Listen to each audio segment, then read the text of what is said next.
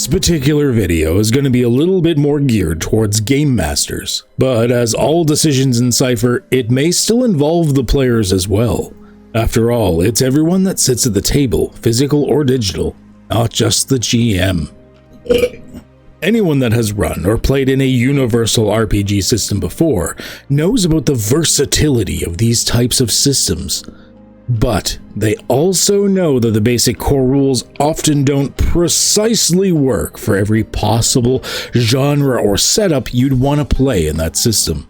Different systems call them different things. Campaign options and GURPS, dials and knobs from Fate, and so much more. In Cypher, I've seen them listed as optional rules, but I've also seen them listed as modules or mods. This is the term that I like to use. Modules, or optional rules, can be found in a bunch of books for Cypher, and you can even make your own. Modules can be very campaign world specific, like the entire set of crafting rules found in Numenera Destiny. Rules that would need a bit of rework to fit in a non-Numenera campaign. Modules can also be a little more generic and can slot into numerous different types of game genres and setups. Because of the sheer amount of different modules you could have in Cypher, I can't really cover them all. As you can see from my ever-growing Foundry list of modules, I already have quite a few to play with. Here's a quick scroll down of some of the ones I use for my own personal setup.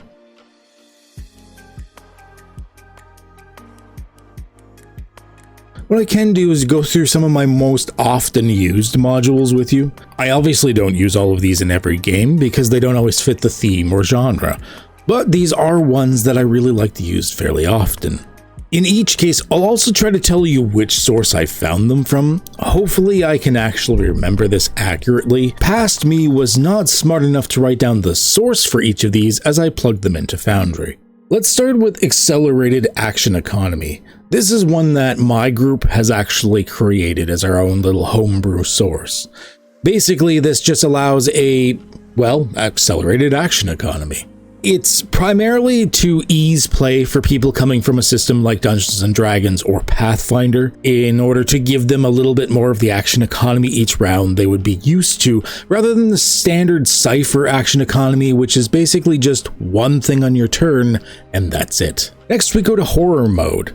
I believe this one can be found in the Cypher System Core book, and it is extraordinarily useful, both for horror and even sometimes non-horror settings. Really quickly, it basically just increases incrementally the intrusion rating of the free GM intrusions as time progresses, causing a more and more hectic or manic style of play as you realize there is this impending doom or something coming upon you.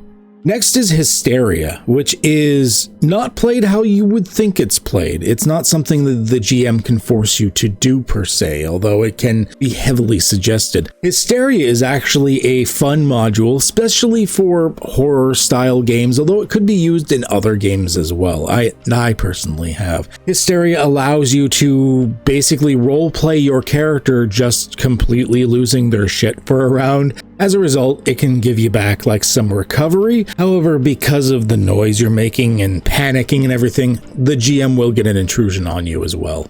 But it's a great way in a pinch if you've lost maybe a lot of intellect pool or something like that, and your character just needs to run around and sort of recollect themselves. It's a great way for the group to narrate it while there still being a mechanical benefit in some way.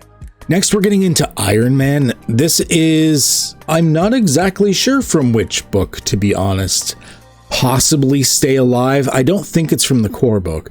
But Iron Man is really useful if you want a little bit more of a grounded or survival gritty type of campaign. Basically, it removes most forms of healing in the game, except for the basic recovery rolls. And even then, a lot of times you only get the minimum healing. This means that injuries and damage to the pools are a little bit more measured, a little bit more severe, and can really give you that darker or grittier type of gameplay. PCs as children, I believe, is in the core Cypher rulebook. It is useful for a variety of things, whether you're playing maybe in a fairy tale land and the children are the main protagonists, or you're playing in a kids on bike style routine like a 1980s like E.T., Stranger Things, that type of thing. PCs as children can be super handy in these situations, and it's just minor adjustments, things that are very easy to change if during the course of the game your characters were to age. Perilous Venture. I really like this one because this one allows a little bit more of an interactive play for extended checks. The group can get together and do things like this. It's really good. I believe Perilous Venture was found in the Stay Alive book. Poor Choices. This one is also, I believe, from the Stay Alive book. Poor Choices is great. It's sort of like a special GM intrusion, except that it's during a horror situation, because during a lot of horror movies and TV shows and books and things, the people don't always make the smartest decisions. It sort of ramps up the horror aspect by the fact that these people are doing things like splitting up or entering the dark room with the creepy doll when they should just run away, things like this. It helps to combat those players that may be thinking too tactically for what is really should be a more of an emotional or narrative type of game. Poor Decisions allows the GM to help control that flow to make the PCs ramp up the drama, basically. Power shifts. Power shifts can be found in the core book, and they were developed further in books like Claim the Sky. They can be useful for anything from playing literal gods to superheroes. Basically, power shifts allow your character to become much more than a regular mortal. There are changes to the way the difficulties work. Instead of being from 0 to 10, it's actually from 0 to 15, but most mortals could never see beyond that 10 mark anyways. But because you're super or godlike or something like this, you could. Redline mode. I believe this one was from the Stars Are Fire, the sci-fi book. Redline mode is really cool. Now, originally I think it was just meant for like ship combat, but I have used it and reflavored it to be basically in any situation. It allows one player to spend one experience point and enter the entire group into what we call redline mode. From that point on, for the rest of the conflict or the scene, anyone can declare they're doing an action in redline mode. It'll ease the action by 1, but it'll also increase the GM intrusion rating by 2. This decision is made on a roll-by-roll basis, so you can choose to do the redline mode on one roll, and then in the next turn decide you're not going to be doing redline mode at all. This is useful in pretty much any genre I can think of if you really want to kind of allow players to push that envelope, big risk, big reward type of thing. And finally, Tier 0. Now, I haven't found a official publication with this in it. However, this is something I have seen passed around quite often in the various Reddits and Discords and everything for Cypher. Basically, Tier 0 allows you to start the game as a more simplified or a lower powered version than a full Tier 1 character. In the version that I made up, which is sort of a rework of several different versions I've seen online, basically you just start with only your descriptor. You don't have your type or focus. All your stat pools start at 8. Your effort is 1. You get practice in light weapons, and you get 1 non-combat skill. That's it. That's your character. This is a great way to introduce sort of the pasts of your characters, like maybe use this in conjunction with PCs as children to play out their youths, and then later on fast forward, taking away the PCs as children and progressing them into a full character once you've played their backstory. Or maybe if you're a regular person that during like the beginning of an apocalypse or something like this, and then you play out the apocalypse scenario, and then you say fast forward 5 to 10 years, and then you bring in the full characters afterwards. There's always some sort of point where you're going to fast forward a bit and the full character will be brought in, but it's a great way to play those like background scenarios and sort of build the foundation of how the character is created. By having the modules listed like I do, this means you can just plug them in or drop them when setting up a game. It also makes it easy for players to reference them when they're needed. If you're playing at a physical table, what I personally would do, especially since most of the modules are pretty short, is write or print them out on cue cards of some kind. Then as you go through world building steps when you first set up your game, the GM and players can just go through them and choose which ones you'd like to have on the table for easy reference. By organizing modules as these drag and drop easy to reference rules, you ignore the messiness that can sometimes happen with homebrew rules in other games. Foundry Virtual Tabletop, of course, makes this so much easier. Here's an example of a campaign setup for a hard sci-fi game, something like The Expanse, for example.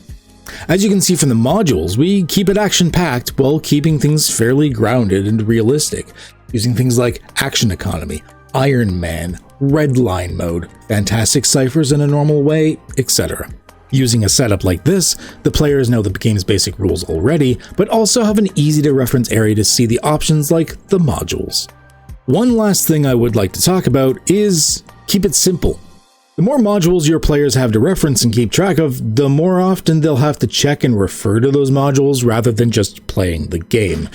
It's like installing too many modules into a video game. It starts to bog the game down and may cause conflicts or issues.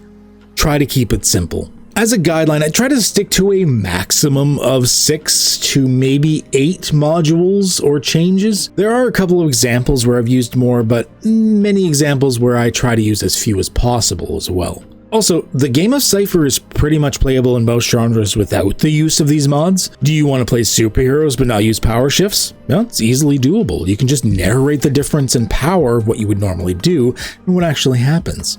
Maybe drop the level of some regular NPCs to represent them not being superpowered. Want to do dark horror game without the modules like horror mode, shock, panic, and hysteria? You don't really need those. The basic rules give you all the tools you really need to run the game you want. At the end of the day, mods or optional rules are just that, optional. They are there to flavor the game in a particular way, but they are almost never actually needed for the setup. But they sure are fun to have when used properly, giving each game that little extra twist in the mechanics that helps you flavor the story as well. After all, it is still a game with rules, not just a story. Hopefully you learned a little bit about modifying your gameplay through the use of modules today. Don't forget to like, subscribe, all of that good stuff. Hit the little bell icon. You know you want to ring my bell. I would really appreciate it. I am etching ever so closer to being monetized on here, and that would be really killer. So don't forget to come back. Also, we live stream every Sunday, at least at the moment. Hopefully this is the same in the future, but we live stream every Sunday at 7 p.m. Eastern time, a live RPG game of some kind, but feel free to tune into that. And I may also have extra live streams throughout the week as well. So tune in, check back pretty consistently, because this YouTube channel, it's gonna be a poppin'. And as always, stay healthy, stay safe, and have yourself a good one, eh?